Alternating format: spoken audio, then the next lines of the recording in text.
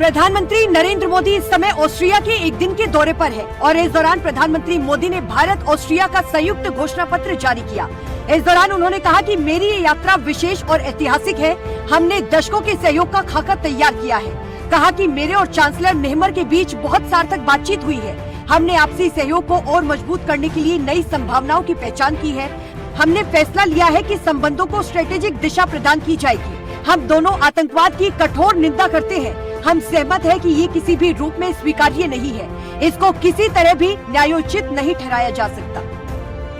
उत्तर प्रदेश के उन्नाव में बुधवार की सुबह 5:15 पर डबल डेकर बस और टैंकर की टक्कर हो गई और इस हादसे में बस सवार 18 यात्रियों की मौत हो गई तो वहीं 19 लोग घायल हैं। मृतकों में 14 पुरुष हैं, 2 महिलाएं हैं और 2 बच्चे हैं। बस बिहार के सिवान से दिल्ली जा रही थी और हादसा लखनऊ आगरा एक्सप्रेसवे पर बांगरमऊ कोतवाली के पास हुआ है। टक्कर इतनी भीषण थी कि बस के ड्राइवर की साइड बॉडी पूरी तरह से अलग हो गई। यात्री बाहर गिर गए और उनकी वहां पर मौत हो गई। बिखरी पड़ी लाशों को देखकर एक पुलिसकर्मी बेहोश हो गया और पुलिस ने बताया कि दूध के टैंकर को ओवरटेक करने के दौरान बस बेकाबू होकर टैंकर को टक्कर मारते हुए पलट गई। आम आदमी पार्टी के पूर्व नेता और मंत्री राजकुमार आनंद ने भारतीय जनता पार्टी का दामन थाम लिया है। उन्होंने लोकसभा चुनाव से पहले मंत्री पद से इस्तीफा दे दिया था और बसपा में शामिल हुए थे। अब वो भारतीय जनता पार्टी में शामिल हो गए हैं और उनके साथ ही आम आदमी पार्टी के सिटिंग एमएलए करतार सिंह तंवर, रत्नेश गुप्ता, सचिन रॉय, पूर्व विधायक वीना आनंद और आम आदमी पार्टी के पार्षद उमेद सिंह फोगाट भी भारतीय जनता पार्टी में शामिल हो गए हैं। इन नेताओं ने दिल्ली भारतीय जनता पार्टी अध्यक्ष वीरेंद्र सचदेवा और राष्ट्रीय महासचिव अरुण सिंह की मौजूदगी में पार्टी ज्वाइन की है।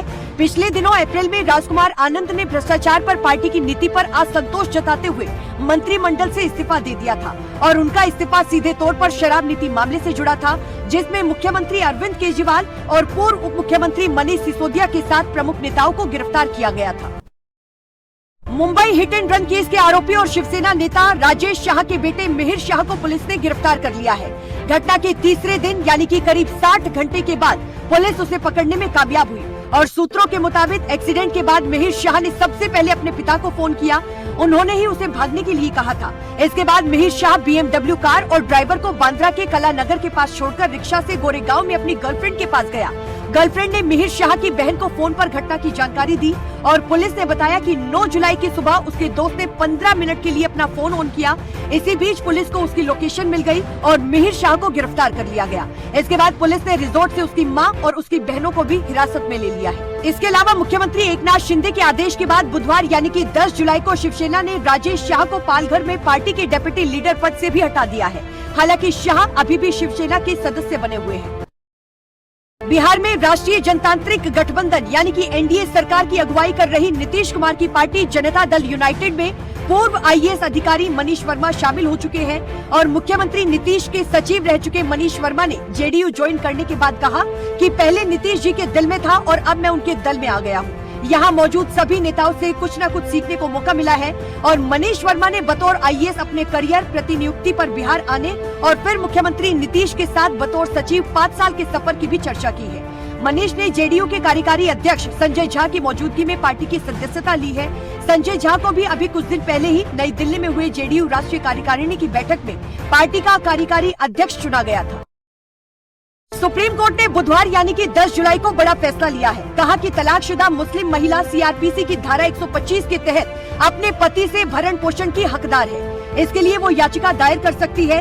जस्टिस बीवी नागरत्ना और ऑगस्टीन जॉर्ज मसीह की बेंच ने एक मुस्लिम युवक की याचिका को खारिज करते हुए ये बड़ा फैसला दिया है, आदेश दिया है। कोर्ट ने कहा है कि मुस्लिम महिला तलाक पर अधिकारों का संरक्षण अधिनियम 1986 धर्मनिरपेक्ष कानून पर हावी नहीं होगा। न्यायमूर्ति नागरत्ना ने कहा है कि हम इस निष्कर्ष के साथ अपील खारिज कर रहे हैं कि CRPC की धारा 125 सभी महिलाओं पर लागू होगी, न केवल विवाहित महिलाओं पर। अब समझिए कि CRPC की धारा 125 में भरण पोषण का प्रावधान है और इसके अनुसार कोई भी व्यक्ति जिसके पास अपना भरण पोषण करने के लिए पर्याप्त साधन है, वो पत्नी, बच्चों और माता पिता को भरण पोषण देने से इनकार नहीं कर सकता। दिल्ली शराब घोटाले में ईडी की चार्जशीट को लेकर अब एक बड़ी जानकारी सामने आई है। आबकारी नीति में आम आदमी पार्टी से लेकर दिल्ली के मुख्यमंत्री अरविंद केजरीवाल की भूमिका तक के बारे में ईडी ने अपनी चार्जशीट में बड़ा खुलासा किया है। इसके अलावा ईडी ने हवाला के जरिए पैसे ट्रांसफर होने में चरणप्रीत को आरोपी बताया है। जबकि अरविंद केजरीवाल और अपराध की आय को हैंडल करने वाले विनोद चौहान के बीच हुए डायरेक्ट मैसेज को सबूत के तौर पर कोर्ट में पेश किया गया है। ईडी की चार्जशीट में साफ तौर पर कहा गया है कि शराब घोटाले में आम आदमी पार्टी भी शामिल है। चार्जशीट में आम आदमी पार्टी को आरोपी नंबर 38 बताया गया है। इसी संबंध में पार्टी के कर्ता धर्ता को 12 जुलाई को तलब किया गया है। ईडी के आरोप पत्र के मुताबिक शराब नीति में कुल 100 करोड़ की रिश्वत ली गई है। इसमें से गोवा विधानसभा चुनाव के लिए आम आदमी पार्टी को 45 करोड़ रुपए प्रत्यक्ष के तौर पर दिए गए हैं, यानी कि अपराध की आय से पर्याप्त रकम में आम आदमी पार्टी 45 करोड़ की लाभार्थी रही है। ये पैसे हवाला के जरिए गोवा ट्रांसफर किए गए और फिर चुनाव प्रचार में इस्तेमाल किए गए। उत्तराखंड में भारी बारिश के कारण जगह जगह लैंडस्लाइड और बाढ़ से हालात खराब है। बुधवार को राज्य के चमोली जिले के पातालगंगा लंगसी टनल पर पहाड़ का एक बड़ा हिस्सा गिर गया। इसका दिल दहलाने वाला वीडियो भी सामने आया है। टनल के पास सड़क पर मलबा गिरने से जोशीमठ बद्रीनाथ नेशनल हाईवे बंद हो गया। पिछले 24 घंटे में भारी बारिश के चलते राज्य में 3 लोगों की मौत हो गई। हल्द्वानी, बनबसा, टनकपुर, सितारगंज और खटीमा में हालात सबसे ज्यादा खराब है। स्टेट इमरजेंसी ऑपरेशन सिस्टम ने बताया कि लैंडस्लाइड के मलबे से 2 नेशनल हाईवे और 200 से ज्यादा ग्रामीण रास्ते अभी भी बंद पड़े हुए हैं। अब मौसम विभाग ने हिमाचल प्रदेश, उत्तराखंड में येलो अलर्ट जारी किया है। इन राज्यों में हल्की से मध्यम बारिश या गरज चमक के साथ बूंदाबांदी अब हो सकती है। गौतम गंभीर टीम इंडिया के नए हेड कोच बन गए हैं। मंगलवार को बीसीसीआई ने इसकी ऑफिशियल जानकारी दी है। गंभीर अब राहुल द्रविड़ की जगह संभालेंगे, जिन्होंने टीम इंडिया के आईसीसी टूर्नामेंट जीतने सूखा का 10 दिन पहले ही खत्म करवाया और उनकी कोचिंग में भारत ने साउथ अफ्रीका को फाइनल हराकर T20 वर्ल्ड कप जीता है। गंभीर 2027 तक भारत के कोच बने रहेंगे और इस दौरान भारत 5 आईसीसी टूर्नामेंट खेलेगा। गंभीर के सामने इनमें टीम का चैंपियन बनाने की चुनौती है। इसके अलावा विराट कोहली और रोहित शर्मा जैसे सीनियर प्लेयर्स के साथ उनकी केमिस्ट्री पर भी नजर होगी।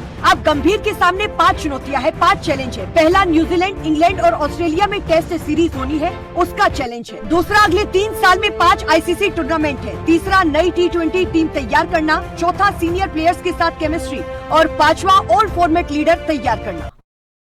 भारत के पूर्व हेड कोच राहुल द्रविड़ ने भारतीय क्रिकेट कंट्रोल बोर्ड यानी कि बीसीसीआई से एक्स्ट्रा बोनस लेने से मना कर दिया है। द्रविड़ अपनी बाकी कोचिंग स्टाफ के बराबर ही इनामी राशि चाहते हैं। इसका मतलब ये है कि द्रविड़ 5 करोड़ रुपए में से आधा हिस्सा यानी कि 2.5 करोड़ छोड़ने को तैयार हो गए हैं। बीसीसीआई ने T20 world cup champion team को 125 करोड़ रुपए का कैश प्राइज दिया है और इसमें इनामी राशि खिलाड़ियों और कोचिंग स्टाफ के 42 मेंबर्स के बीच बांटी गई है। 125 करोड़ रुपए में से टीम के सभी 15 सदस्यों और पूर्व कोच राहुल द्रविड़ को 5-5 करोड़ मिलने हैं। लेकिन अब द्रविड़ बाकी स्टाफ जितना ही इनाम राशि यानी कि 2.5 करोड़ रुपए चाहते हैं। बीसीसीआई के एक सूत्र ने बताया है कि राहुल अपने सहयोगी स्टाफ के समान ही बोनस राशि चाहते हैं। हम उनकी भावनाओं का सम्मान करते हैं।